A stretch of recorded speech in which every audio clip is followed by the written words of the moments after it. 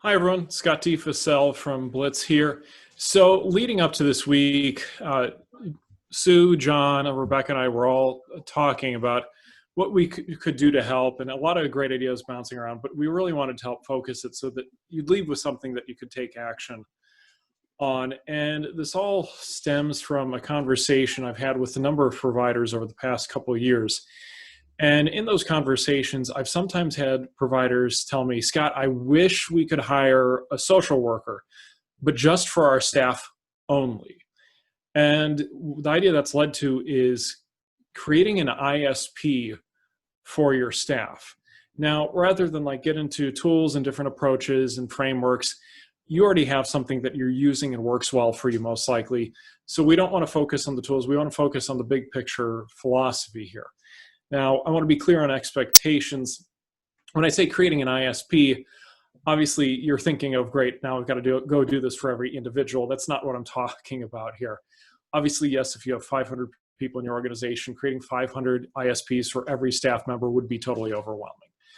Again, we want this to be simple, something that you can take action on quickly. So approach this from the mindset of, how can I look at 20% of the challenges and opportunities to make a change to impact 80% of the people?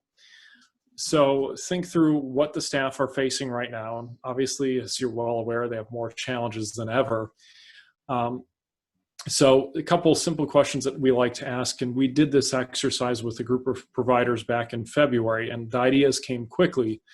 We asked, what are the person's biggest challenges that they're facing? Now, laundry list of things came out. Transportation was a common theme. Help with childcare was a common theme. For employees that are just getting started with work, making it to that first payday was often a struggle.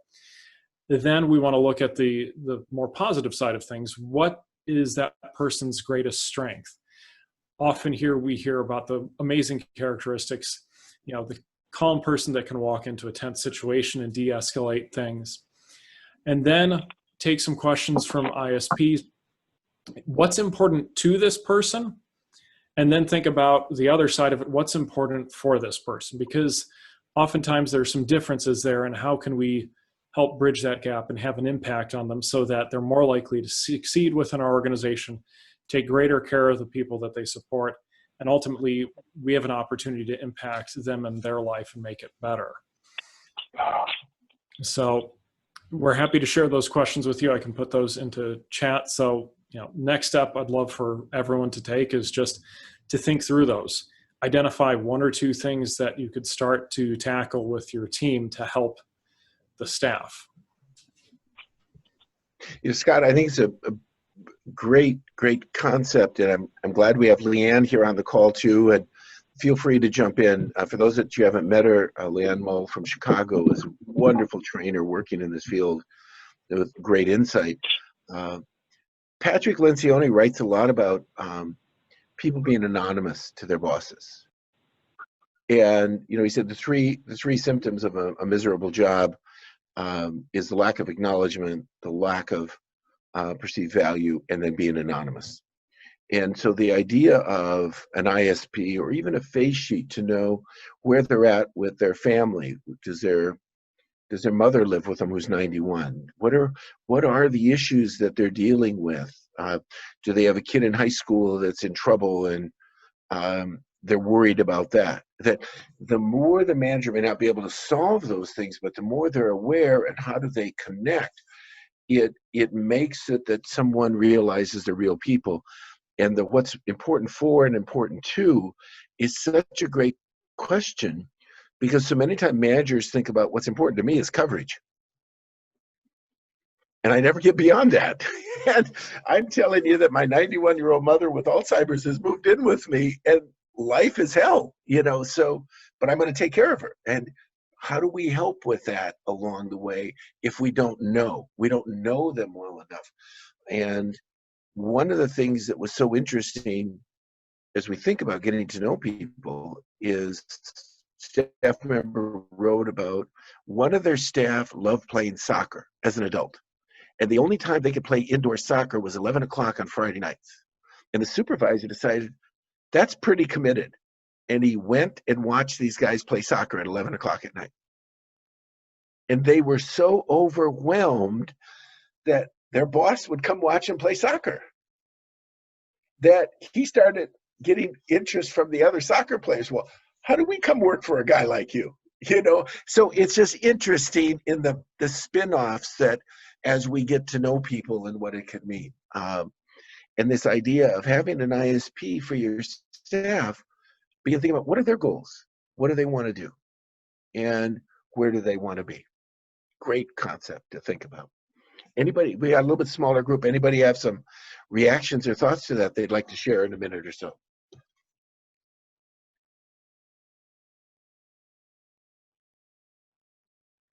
Cool. Well, we wanted to just share a quick story at the end. And, you know, Craig, did you want to share the story you shared on the Here Comes the Sun? I'll let you take care of it, John. Sorry. Okay. So We're well rehearsed, folks. Yeah. I thought you were doing. Okay. Well, all of a sudden I had this doubt that I didn't want us to jump in there. But this couple was sharing the stories of the success of their long-lasting relationship. And one of the things after 40-some years of marriage that they shared is every night they listened to the same song before they went to bed. Here Comes the Sun by the Beatles, one of George Harrison's songs.